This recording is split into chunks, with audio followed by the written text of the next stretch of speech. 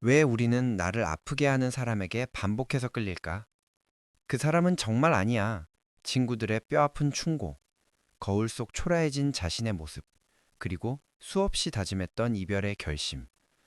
하지만 당신은 오늘 또다시 그 사람의 연락에 흔들리고 있나요? 혹은 겨우 그 사람을 떠나보낸 뒤 새로 만난 사람이 이전 사람과 소름 끼칠 정도로 닮아 있다는 사실에 절망하고 계신가요? 우리는 흔히 이것을 운이 나쁘다거나 사람 보는 눈이 없다고 치부하곤 합니다. 하지만 심리학은 전혀 다른 이야기를 합니다. 당신이 나쁜 사람에게 끌리는 것은 단순한 우연이 아니라 당신의 무의식이 설계한 치밀한 시나리오일 수 있다는 것이죠. 도대체 왜 우리의 마음은 나를 가장 행복하게 해줄 사람이 아니라 나를 가장 깊은 늪으로 밀어넣을 사람을 선택하는 걸까요? 오늘 심리적 거리두기에서는 지그문트 프로이트가 발견한 인간의 가장 기묘한 본능, 반복 강박에 대해 깊이 있게 파헤쳐 보겠습니다.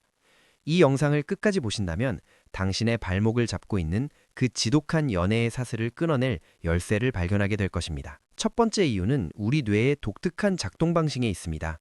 심리학의 대전제 중 하나는 인간은 행복보다 익숙함을 추구한다는 것입니다. 우리의 뇌는 생존을 위해 예측 가능한 상황을 선호합니다. 아무리 고통스럽더라도 이미 겪어본 환경은 뇌 입장에서 대처법을 알고 있는 상황이 됩니다. 반면 낯선 다정함이나 지나친 배려는 뇌에게 어떻게 반응해야 할지 모르는 미지의 위협으로 인식될 수 있습니다. 예를 들어 보겠습니다. 어린 시절 부모님이 지나치게 엄격했거나 감정적으로 기복이 심해 늘 눈치를 보려 자란 아이가 있다고 가정해보죠. 이 아이에게 사랑이란 곧 불안과 눈치 보기였습니다.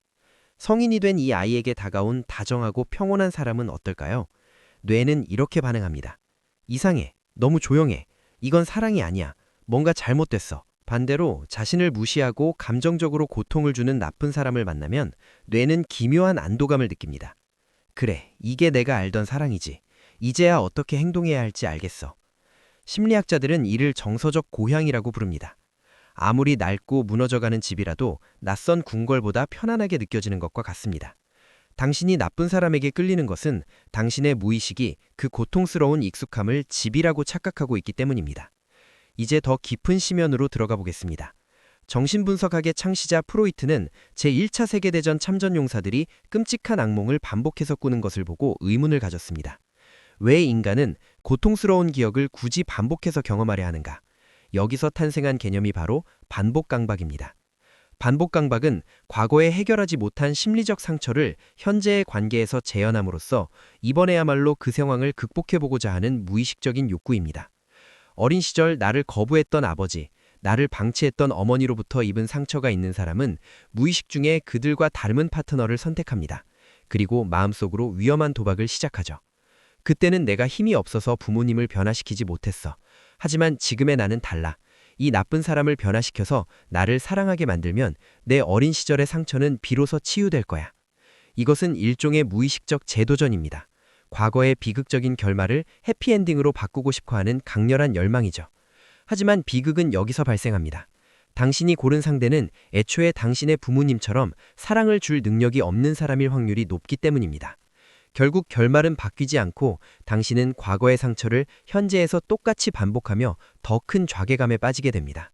당신은 그를 사랑하는 것이 아닙니다. 그를 통해 과거의 상처를 복수하거나 치유받으려는 것입니다. 하지만 타인을 변화시켜서 나를 치유하겠다는 전략은 100% 실패할 수밖에 없는 도박입니다. 세 번째 이유는 당신이 당신 자신을 바라보는 시선, 즉 자아상에 있습니다. 영화 월플라워에는 이런 명대사가 나옵니다. 우리는 우리가 받을 자격이 있다고 생각하는 만큼만 사랑을 수용한다. 만약 당신이 스스로를 부족한 사람, 문제 있는 사람, 사랑받기 힘든 사람이라고 믿고 있다면 당신을 함부로 대하는 사람의 행동은 당신의 내면적 믿음을 확인시켜줍니다. 거봐, 역시 난 이런 대접을 받는 게 당연해. 오히려 당신을 정말 소중하게 아껴주는 사람을 만나면 당신의 무의식은 강한 거부 반응을 보입니다. 자신의 믿음과 외부의 자극이 충돌하기 때문입니다. 이를 인지부조화라고 합니다. 이 불편함을 해소하기 위해 당신은 다정한 사람을 지루하다거나 매력없다며 밀어내고 다시 당신을 깎아내리는 사람에게 돌아가 이제야 마음이 편하네 라고 느끼게 됩니다. 결국 나쁜 사람과의 관계는 당신의 낮은 자오개섬을 유지해주는 심리적 방어막 역할을 합니다. 당신이 스스로의 가치를 낮게 평가하는 한 당신은 당신을 망치는 사람의 손을 놓지 못할 것입니다. 그렇다면 이 지독한 반복의 굴레에서 어떻게 탈출할 수 있을까요? 심리적 거리두기가 제안하는 세 가지 단계를 기억하세요. 첫째, 관찰자가 되십시오. 강렬한 끌림이 느껴질 때 그것을 운명이라고 부르기 전에 잠시 멈추세요. 그리고 물어보세요. 내가 지금 이 사람에게 느끼는 건 설렘인가 아니면 과거의 익숙한 불안인가? 당신의 감정을 한 발짝 뒤에서 관찰하는 것만으로 무의식의 지배력이 약해집니다. 둘째, 슬퍼할 시간을 허락하세요.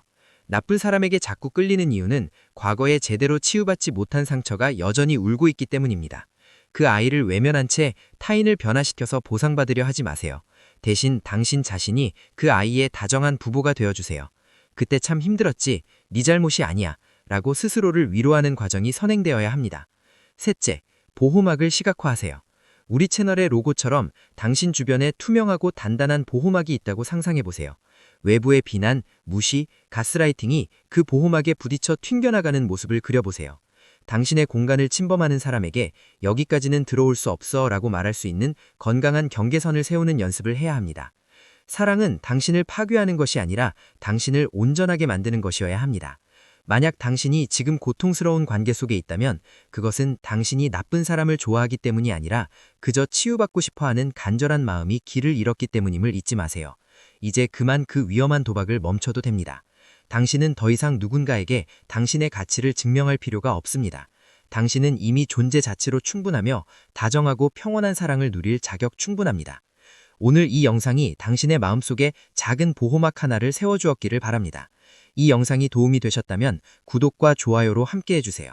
당신의 관계 고민이나 오늘 영상을 보며 느낀 점을 댓글로 나눠주시면 저희가 하나하나 읽고 마음을 보태겠습니다. 당신의 마음을 지키는 시간, 심리적 거리두기였습니다. 시청해주셔서 감사합니다.